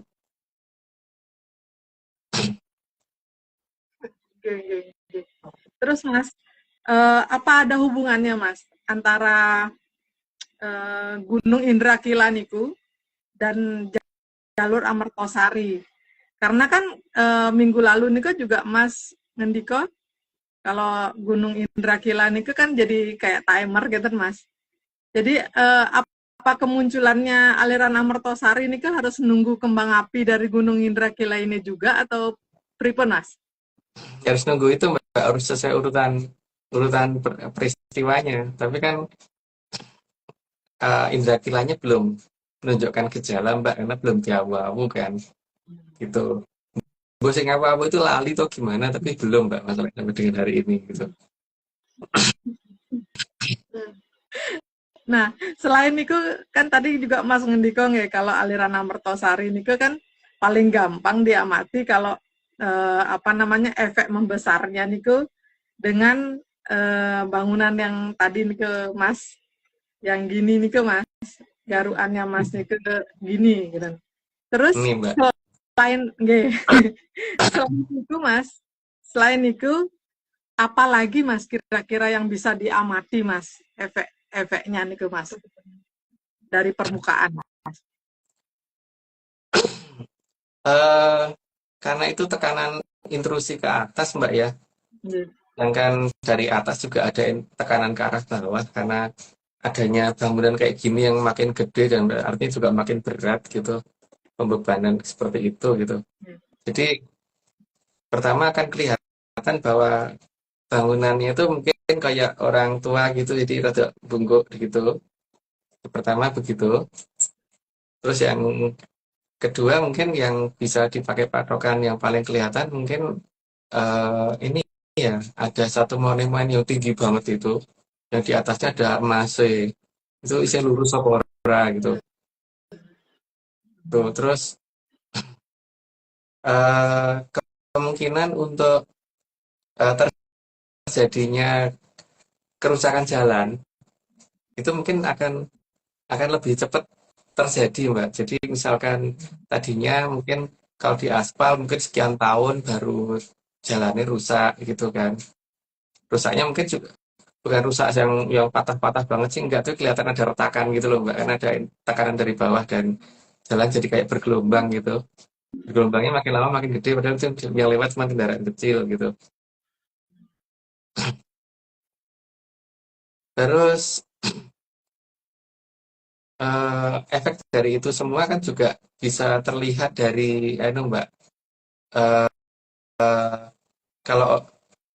ya yang tak ceritakan waktu itu. Jadi di posisi Sastrowulan yang di atasnya Amertosari itu orang lebih cepat ngantuknya daripada di luar itu gitu. Lebih tinggi tingkat ngantuknya itu.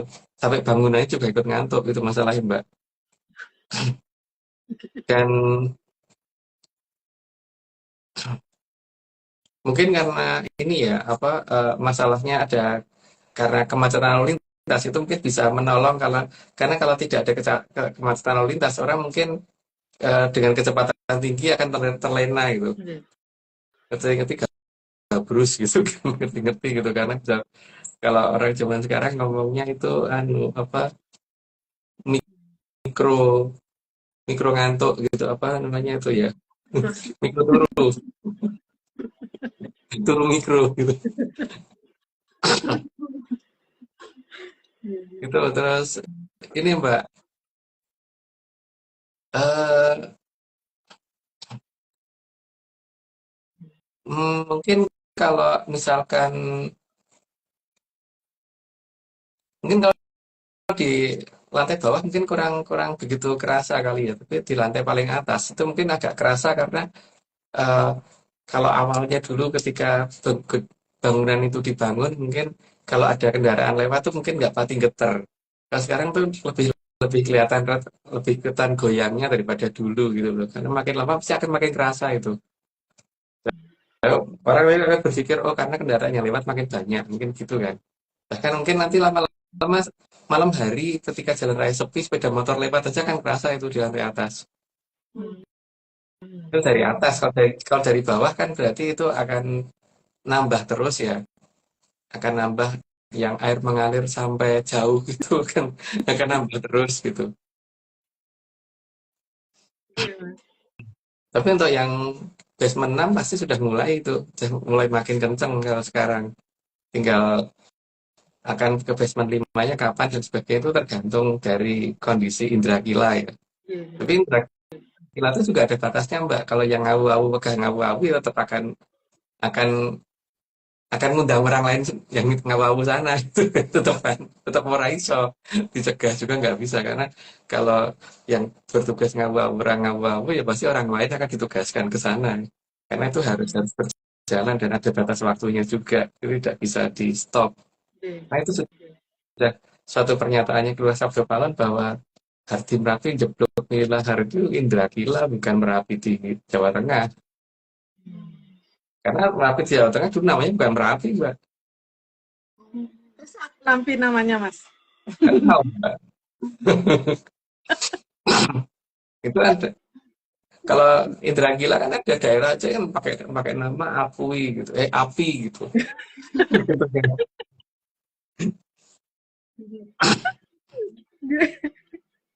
Oh, nggih, Mas. Gitu Mbak.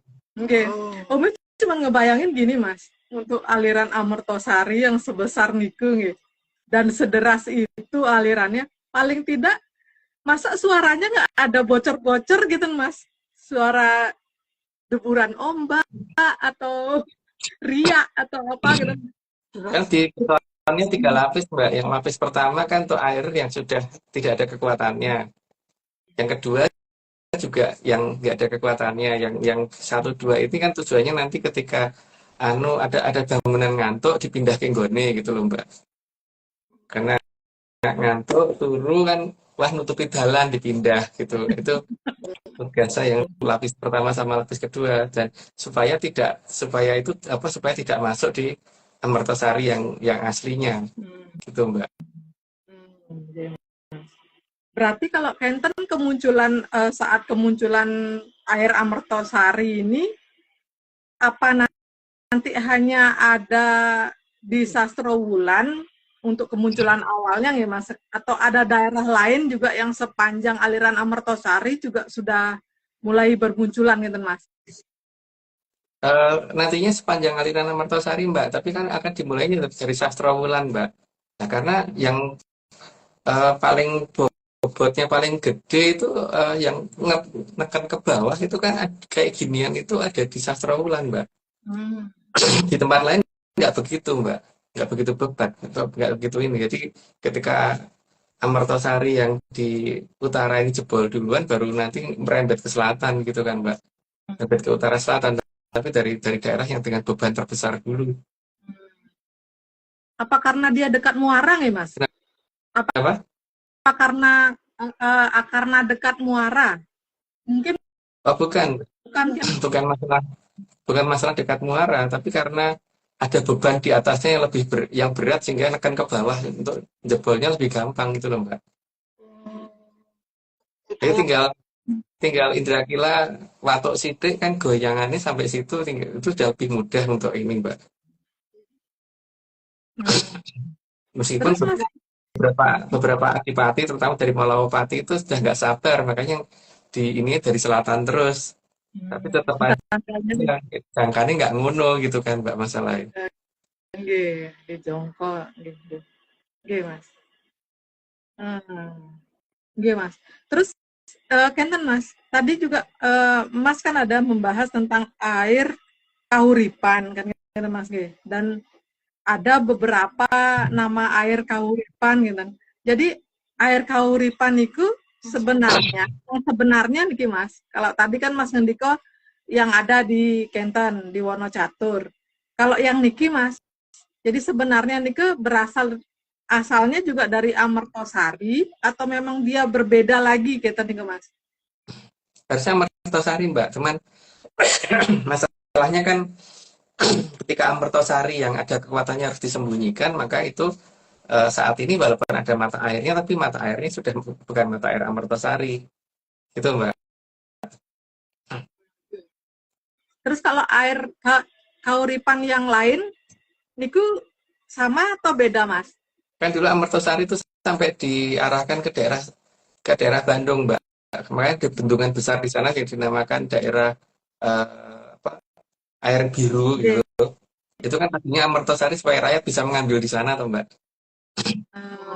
Kayak di sana kan tidak ada gelombangnya, jadinya tidak berbahaya gitu. Cuman kekuatannya tidak sebesar yang di Amertosari yang ada di Sungai Brantas, terutama yang dekat dengan Grojogan Sewu. Oke, Mas. Terus Mas, kaitannya dengan yang tadi kan Mas ngendiko kalau yang di Retau niku kalau Reta niku juga artinya Amertosari. Nah niku pripun Mas? Bukan Amertosari, Mbak. Retau itu Perwitosari. Oh iya. Iya ya. Bukan. Beda, Mbak.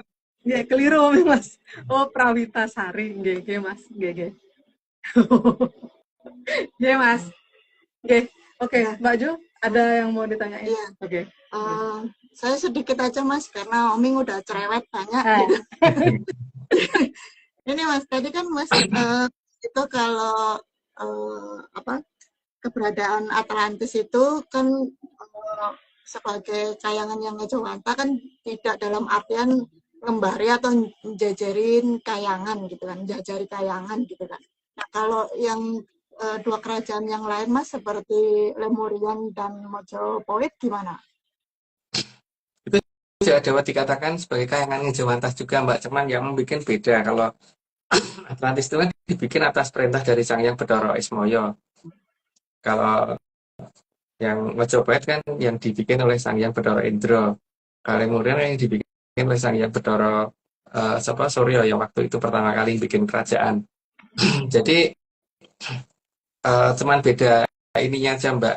Itu kaki kayangan kan sebenarnya, tapi dapat dikatakan kayangan Ngejawantah karena tadinya kan untuk nolong orang yang ngeraisa moksa, jadi tidak lewat situ gitunya. Tapi kan karena ini peradaban sudah berubah, maka jalur ke sana ditutup, Mbak.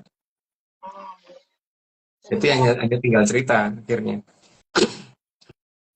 Jadi mungkin istilah mudahnya yang seperti Mas Ngendiko tadi ya, sifatnya kayak front office gitu ya Mas ya, kantor depan penerima tamu untuk dulu nyambungin. Kalau sekarang kan memang benar-benar belum diaktifkan lagi kan gitu ya Mas. Iya, kalau dulu kan minimal bisa masuk sampai front office sehingga yang di front office bisa memberitahukan oh kalau menghadap ini lewat sini gitu kan. Sekarang kan dari pagar terdepan sudah ditutup, Mbak. Belum masuk tempat parkir udah ditutup. Caranya seperti itu kan sekarang. Yang kedua Mas, ini mungkin Mas pernah mendongengkan ya sebelumnya, jauh sebelum ini Sampun pernah membahas tentang Paku Buwono yang tadi Mas Ngendiko itu kan. Paku Buwono enggak ada Paku Buwono 1, tapi Paku Buwono yang memang hanya ada 1 kan gitu ya Mas ya. Nanti konteks ngajarin atau apa yang malam ini Mas dongengkan gitu. Maksudnya kenapa hanya ada 1 aja Mas? Apakah karena memang pemberian penyematan sebuah nama itu nggak bisa sembarang? Jadi maksudnya ya memang sesuai antara nama dan kemampuan gitu loh, nggak bisa seenaknya aja mengemaskan nama itu atau bagaimana? Nah, yang punya pelaret itu ya Mbak, itu kan masalahnya. Oh, Ya, ya, punya pelaret ya layak disebut Paku Buwono lah. Sekarang punya pelaret apa enggak gitu aja. Kalau punya pelaret ya, berarti pasti bisa menggunakan pusaka yang lain. Nah sekarang bisa nggak gunakan pusaka gitu? ya. Bisa Berarti menggunakan itu pelaret juga enggak? Terus tahu pelaret di mana letaknya enggak gitu kan Mbak? berarti nama beliau, nama Paku Buwono itu nggak bisa lepas dari itu ya Mas ya. Punya pleret atau tahu bagaimana cara menggunakannya dan ya, itu tadi yang seperti Mas Ngendiko itu ya Mas ya. Ya seharusnya begitu Mbak. Harusnya Ya, begitu. Jadi kalau nggak punya ya aku nggak tahu ya Mbak ya. Karena saya ngertiku ya cuman itu gitu. ya, ya. Saya sebetulnya pengen nanya tentang Kanoman sama Kasepuhan tadi Mas, karena Mas sebutkan, cuman kayaknya nanti aja. Saya cukup dulu daripada bikin konten. Oke. Atur nuwun Mas, nggih. Selamat Ya malam. sebentar Mbak. Ya. Oke, sampun Mas. Untuk pertanyaan Oming dan Mbak Jo sampun selesai. Matur nuwun untuk penjelasannya.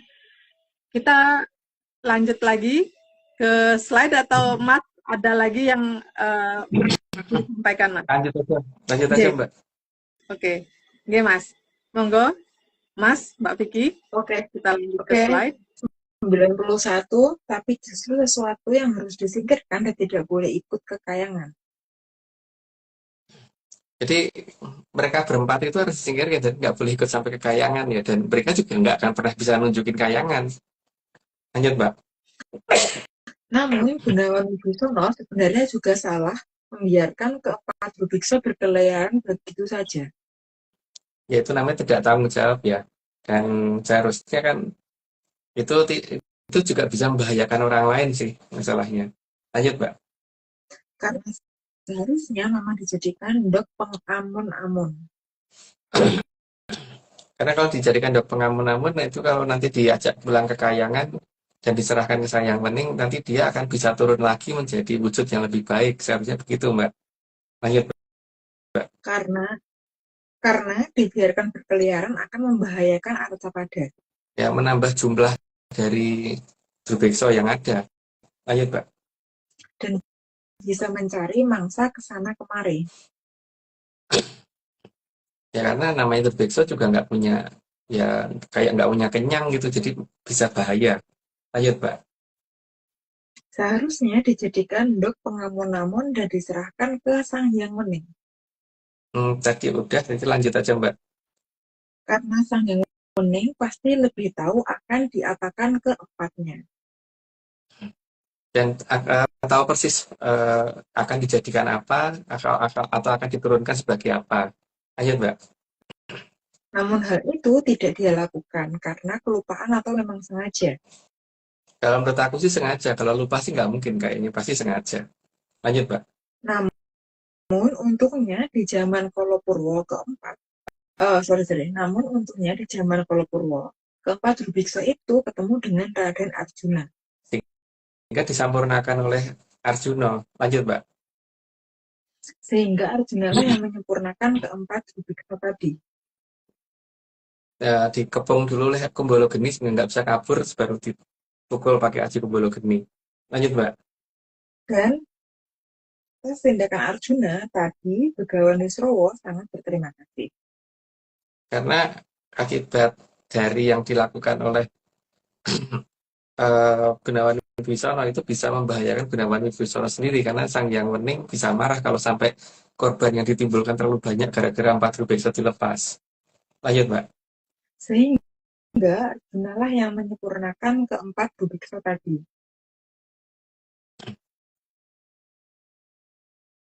Sampai mana sih, Mbak? Itu enggak. 100, 100 Mas. Oh, tadi sudah sampai di 100. Kok mundur lagi, 100, Mbak? 100 Mas. Oh ya udah ya. Oh, kalau itu udah di tadi lanjut aja, Mbak. 101 dan atas tindakan Arjuna tadi Begawan Wisrawa sangat berterima kasih. Rasakan, Mbak, ngulang. Enggak, Lanjut, Mbak. enggak berasa ngulang Mas.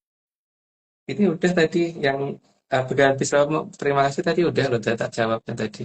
Lanjut, Mbak. Kemudian juga Gunawan Wibisana lalu mendatangi Arjuna dan berterima kasih. Karena bisa terbebas dari kemarahan sang yang wening gara-gara melepaskan 4 bubiksa tadi. Lanjut, Mbak. Sekali lagi ini semua cuma dongeng. Jadi kalau ada cerita yang mirip mohon agar cerita ARC yang ini jangan dipercaya. Menyata syarat memahami yang namanya disclaimer-nya ARC ya. Ojo percaya. Gitu. Lanjut, Mbak. Karena ini itu bukan kenyataan dan bukan untuk dipelajari. Itu juga jelas bahwa memang dongeng itu hanya untuk didengar, jadi bukan untuk dipelajari. Lanjut, Mbak. Sampun wonten contonipun menawi bubiksa sekawan menika boten sederek kang nunggak gesang wit lair ananging memang utusanipun para drubiksa supados nyangkaaken umuripun sedaya trahjayang katon. Ananging sedaya bakal cetha kawiyak dening Samirana kang arahipun merpeki kamulyanipun Tribun. Ya pada dasarnya ini masih nyambung dengan cerita 4 Drubeksa yang dimulai dari episode berapa waktu itu aku lupa. Yang jelas itu bukan saudara ya. Jadi ojo percaya, ayo percaya, ojo percaya, gitu kok ayo percaya lu. Ya. Oke Mbak Omeng, gitu Mbak dari saya Mbak. Oke, Mas. Berarti masih lupa Mas nggih? Nggak ada yang mau disampaikan lagi nggih Mas nggih? Aku lupa ya Mbak. Tapi sebenarnya ada hubungan sama ini tadi, tapi aku lupa ya. Mungkin kalau pas ingat mungkin minggu depan kali. Nggih, Mas. Atau minggu depan lupa lagi, nggak tahu. Nggih, Mas. Oke, kalau Kenton berarti udah berakhir ya IG Live kita malam ini. Obing tutup nih Mas, Yeah. IG Live-nya Mbak. Kita tutup IG Live kita malam ini. Kang Arso purnaning IG Live kita dinten menika matur gung ing panuwun dening Kitunggul Jati Jaya Amung Rogo utawi Sang Maha Prabu Brawijaya kaping 8 kang sampun arsa medar sedaya puspitorum kang ngambar gandanipun tansah andamel hayuning pangeksi sesembipun sedaya kang dumadi tansah suka anengga rawuhipun kang kala suba kagem rasa suka raharjo kerto tentreming jagat raya. Ingat yang menyaner ini semua cuma dongeng, sangat dianjurkan untuk tidak dipercaya. Jadi jangan terlalu serius nyimak ARC. Saya dengan Oming, Mas Agung Bimo Sutejo, Mbak Vicky Ananda, dan Mbak Jo Kresna. Jangan diingat ya Prabu malam, jangan diperhatikan juga waktu tayangnya. Terima kasih semuanya, selamat malam. Salam menyan dan salam ojo percaya. Percaya. Dadah.